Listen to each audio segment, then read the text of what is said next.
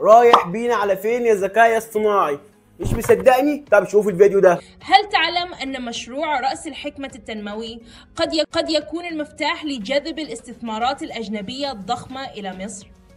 هذا المشروع يعد فرصة ذهبية لتعزيز العلاقات. الفيديو ده معمول بالذكاء الاصطناعي، اقسم بالله انا ما مصدق ان هو ذكاء اصطناعي رغم ان انا اللي عامله. ينفع تستخدمه في اي حاجه انت عايزها، ترويج لمنتجات، شرح الفيديوهات، اي طريقه تكسب منها فلوس او تروج لمنتجاتك. نكمل الشرح بعد الانترو. اعمل حالا لايك للفيديو ده واشتراك في القناه، يلا بينا.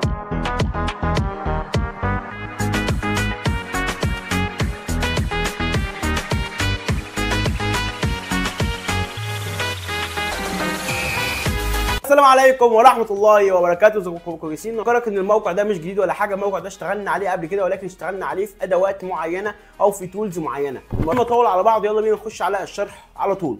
الرابط تحت اسفل الفيديو مباشرة. هيفتح معانا واجهة الموقع زي ما احنا عارفين، هنسجل عن طريق الايميل، احنا خلاص عرفنا وحفظنا. ندوس هنا على حساب الجيميل. فتح معايا واجهة الموقع اهو.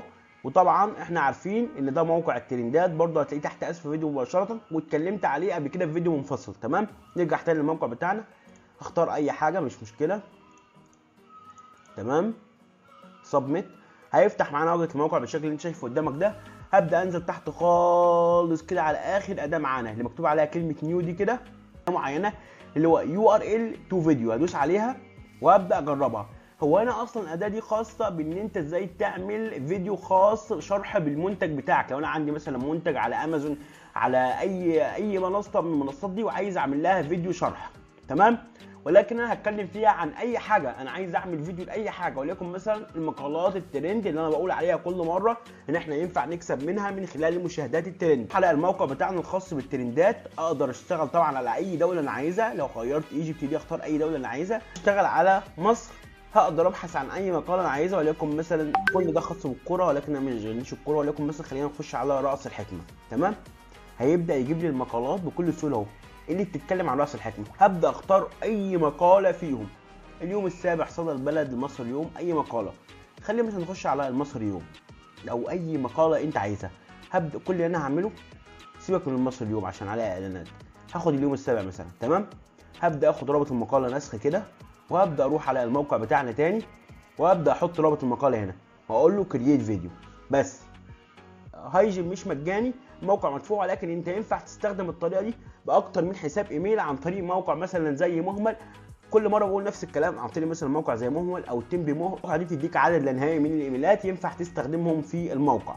يبدا يعمل كرييت بس الفيديو بتاعنا. زي خلص معايا اهو، جاب لي الاسم بتاع المقاله، وجاب لي النص نفسه اللي الشخص هتقوله. لو انا عايز اضيف لوجو هنا هضيف، لو انا عايز اضيف صور هنا هضيف، مفيش مشكله. هو ما استخرجش الصور، انا اقدر استخرج الصور بنفسي عادي جدا. هروح على الموقع، اقفل بس، جايب لي حتى صدى البلد او البلد بقى فيها اعلانات. ايه الرخامه دي؟ هقفل كده. هبدا اعمل سيف للصوره دي، اعملها عندي سيف.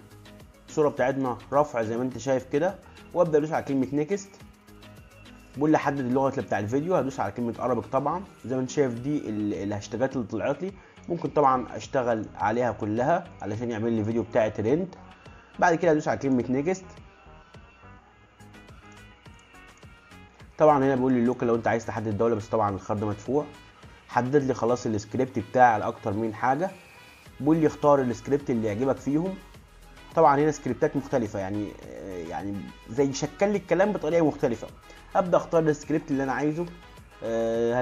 هل تساءلت يوما، هل تعلم. هدوس على هل تعلم. لو عايز اعدل عليه طبعا هعدل عليه من هنا، وادوس على كلمه نيكست.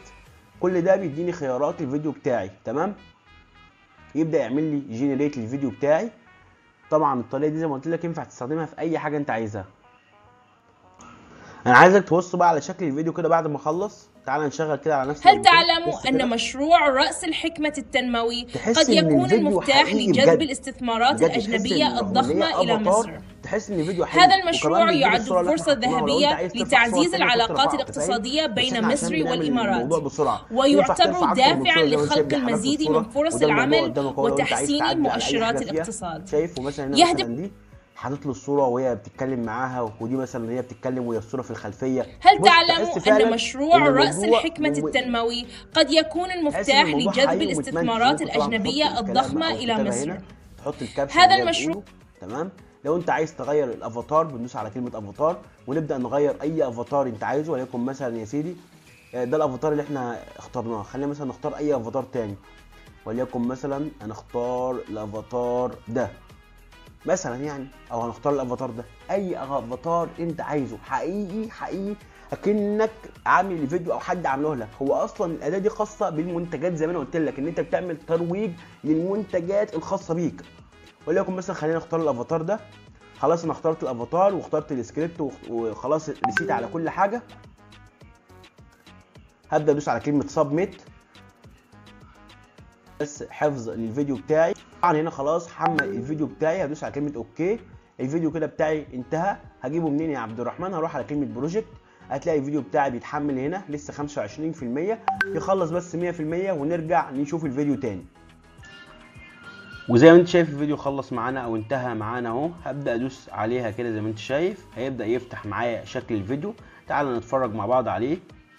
يحمل بس معانا، اقدر اشغله زي ما انت شايف اهو. هل تعلم ان مشروع رأس الحكمة التنموي قد يكون المفتاح لجذب الاستثمارات الأجنبية الضخمة إلى مصر؟ هذا المشروع يعد فرصة ذهبية لتحقيق المزيد من فرص العمل وتحسين مؤشرات الاقتصاد.